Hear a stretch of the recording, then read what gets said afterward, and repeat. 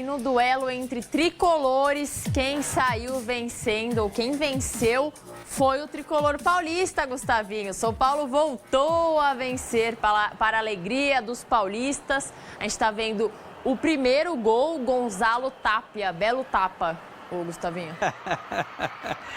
Gostei do trocadilho. Verdade, o Tapia, o terceiro gol dele pelo São Paulo.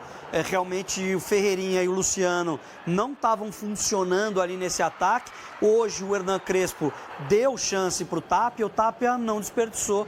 E aí, depois, parada difícil, né? O Rigoni foi expulso, né, Isa? Ali... Exatamente, a gente está vendo o contra-ataque aí do São Paulo que originou o segundo gol do São Paulo, que foi dele. Nunca criticamos também o Luciano. Tá vendo, ó, a bola estava no controle do Fortaleza no campo de defesa.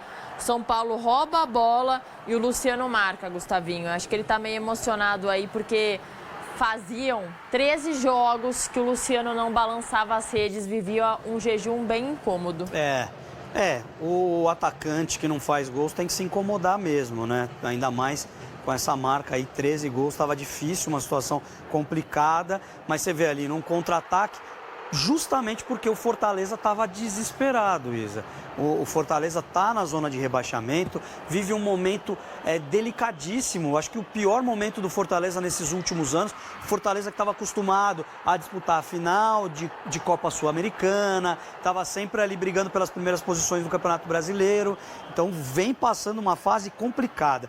O Rigoni, que acabou sendo expulso nessa partida, deu uma solada no Deivinho ali. Ainda no primeiro tempo. Ainda no primeiro tempo, podia ter essa solada aí, ó, que você tá vendo? Quase no meio campo, Gustavinho. Mas solou, podia ter prejudicado demais o São Paulo. Não, sim, total, muita irresponsabilidade. Irresponsabilidade, e eu acho que assim, Isa, só não prejudicou mais o time, porque o Fortaleza vive um momento horroroso. O time do Fortaleza tá mal, time ruim, Isa, não vem jogando bola, não consegue fazer gols e aí tá sofrido. A torcida do Fortaleza tá sofrendo nesse momento e a cada rodada que passa vai tendo mais certeza que esse time pode ir para a Série B o ano que vem. Apesar de irresponsável, você achou que era merecido o cartão vermelho para o Rigoni? Total. Achei que o árbitro acertou. Tanto é que o VAR chama, ele vai no VAR, olha com calma o lance, ele dá uma solada, ele foi imprudente, né? Mesmo o pé do Daverson estando no alto, porque se o pé do Daverson está no chão apoiado, Isa, e ele dá uma solada dessa, ele podia ter quebrado a perna do Daverson. E aí o Rigoni, que é um jogador que não vem jogando nada, não vem participando nada, não vem fazendo nada. E ainda prejudica o São Paulo. Se eu sou o Crespo, eu chamo ele. Se eu sou o Júlio Casares, eu chamo ele e falo, meu amigo, vem cá, você vai ser multado por essa irresponsabilidade, por esse lance absurdo que você cometeu, porque você podia ter tirado o São Paulo 4 derrotas. Você podia ter tirado 3 pontos importantíssimos do São Paulo, que o São Paulo está querendo se classificar para a Libertadores, Isa. É preciso ter uma conversa mesmo com o Rigoni e talvez essa vitória mascare um pouco a atitude dele. Não é o ideal, mas talvez mascare. Agora o São Paulo só tem motivos a comemorar, porque é o pior momento do ano para o São Paulo. Sem dúvida. Eram 4 derrotas, 2 na Libertadores e 2 no Brasileirão. E nessas 4 derrotas, Gustavinho, o São Paulo não tinha feito nenhum golzinho. Nenhum. Então hoje, quando faz um gol ali logo no começo do primeiro tempo, acho que o torcedor fala, ufa, pelo menos meu time ainda sabe fazer um gol. Claro que a vitória agora terminou perfeita a noite do São Paulino, mas é um ótimo ponto pro torcedor do São Paulo acreditar que um jogo fora de casa, que talvez teria um sentimento ainda mais melancólico, vira uma vitória talvez para empurrar o time para as próximas rodadas. E essa busca pelo G6 da Libertadores. Você falou muito bem, Isa. Eu acho que esse é o sentimento do torcedor são paulino nesse momento. E principalmente, eu acho que o Hernan Crespo, dando essa mexida no time, eu acho que ele sentiu que tem outros jogadores que podem ser importantes ao longo desse Campeonato Brasileiro, né? Porque realmente ele vinha usando praticamente a mesma escalação nesses jogos e não estava dando certo. Os gols não vinham acontecendo. Agora, antes da partida, eu também estava muito apreensivo, porque você não ter... O único zagueiro que você tinha à disposição era o Sabino. O Alan Franco, Ferrarese, machucados, Arboleda, todo suspenso. mundo machucado. Todo mundo fora dessa partida. Então, o Crespo conseguiu deixar o São Paulo competitivo e mesmo com um jogador a menos vencer a partida. Parabéns para o Hernan Crespo, que conseguiu, mesmo com todas essas dificuldades, vencer. Tá certo que não dá para dizer que foi um jogo de alto nível, porque o Fortaleza vive uma fase terrível, né? E a obrigação do São Paulo é vencer. E justamente, teve um lance que me chamou a atenção no primeiro tempo, que o Daverson toma a bola do Sabino, e aí ele poderia ter chutado ao gol, podia ter feito o gol. E aí o Daverson deu uma vacilada, ele tenta tocar para o meio da área, o São Paulo rouba a bola e aí acaba fazendo o gol com um Tapia no contra-ataque. Então, assim, não pode vacilar. Eu acho que o Martim Palermo tem que chamar a equipe lá e falar, ó, tá vendo? Bobeou com um time grande, meu amiguinho. Tchau e bênção. Então, são 2 gols sofridos pelo Fortaleza nessa noite no campo ofensivo. Exatamente. Dá para aceitar. Vamos conferir as mudanças que os 2 times fizeram ao longo da partida. O Fortaleza manteve a zaga, todo mundo, mexeu lá no Matheus Pereira, entrou o Guzmán. Lucas Crispim saiu para a entrada do Barreiro e lá na frente o Pikachu saiu, o Pochettino entrou, o Herrera saiu, o Breno Lopes entrou e o Daverson saiu para o Marinho entrar. Jogadores que Marinho e Daverson fizeram sucesso há 5, 6 anos atrás, né, Gustavinho? Agora é mais complicado. E o São Paulo, como você falou, não tinha nenhum zagueiro à disposição, ou melhor, tinha o Sabino. Então ele colocou o Negruti, que é um jovem da base, que é volante de zagueiro. O Luiz Gustavo também mais centralizado. Um pouquinho mais à frente, a dupla Bobadilha e Pablo Maia, porque o Marcos Antônio está voltando de lesão e não jogou hoje. O Cédric na direita como um ala, o Wendel na esquerda. Entra o Mailton, entra o Alisson, entra o Enzo Dias na vaga do Rodriguinho e lá na frente o Rigoni expulso. E eu espero que não seja nada grave. Mas o Tapia saiu lesionado para a entrada do Luciano. E porque parece que, Gustavinho, todo jogador que joga lá no ataque do São Paulo e vai bem, está se machucando esse ano. É verdade. E a gente falava aqui esses dias que desde que o André Silva machucou, o São Paulo não conseguiu fazer mais gols. Nossa! Desde que o André Silva machucou.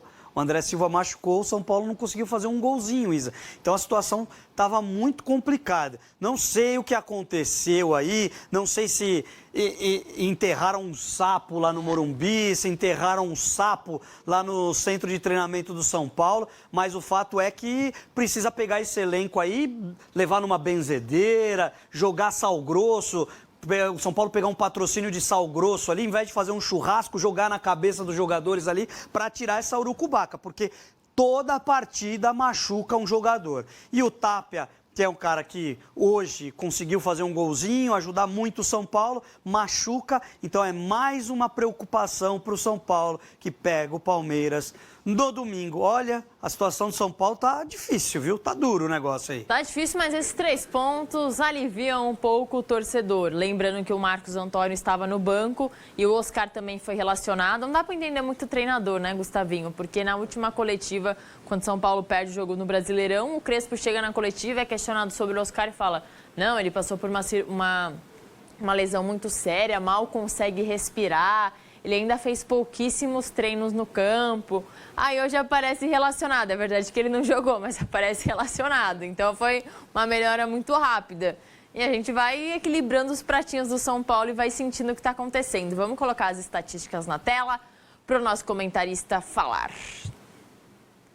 74% de posse de bola para o Fortaleza, só 26% para o São Paulo. É eficiência, Gustavinho. Finalizações, 25%. No gol foram 6. Do São Paulo foram 8 finalizações, 3 no gol. Grandes chances, 1-2. Futebol é eficiência, gente. É isso. Escanteios, 8-6. Passes, 624-216. Faltas, 12-9. Cartões, 3.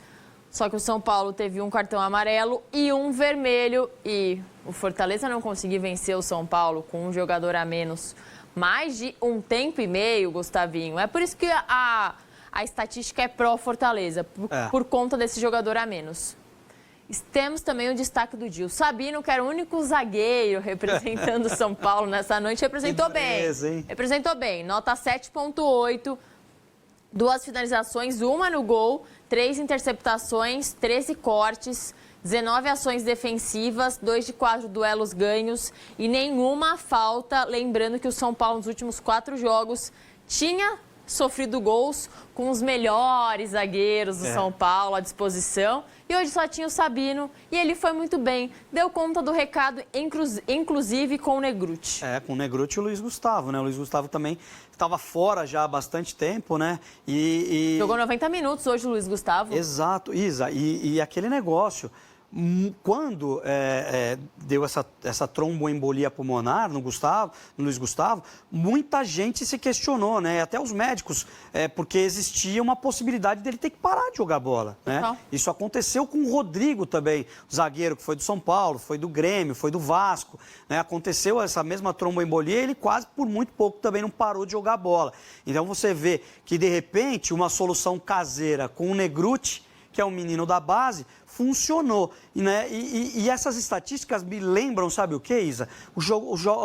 A grande maioria dos jogos do Cruzeiro, que é um time que não fica tanto com a bola no pé, não é um time que fica tocando para lá e para cá, mas que quando pega a bola é um time vertical. Vai para dentro, vai para cima, chuta no gol, arrisca, né? O São Paulo estava até arriscando nas últimas partidas. No primeiro jogo contra a LDU, que o São Paulo perdeu de gols, Ferreirinha, Luciano.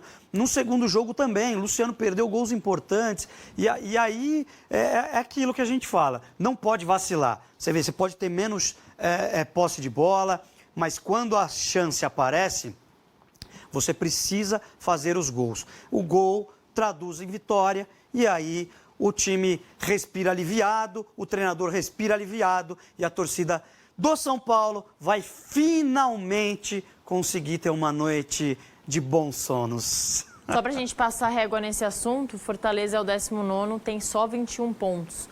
Depois dessa derrota em casa para um São Paulo mal das pernas, dá para considerar que emocionalmente o Fortaleza já foi?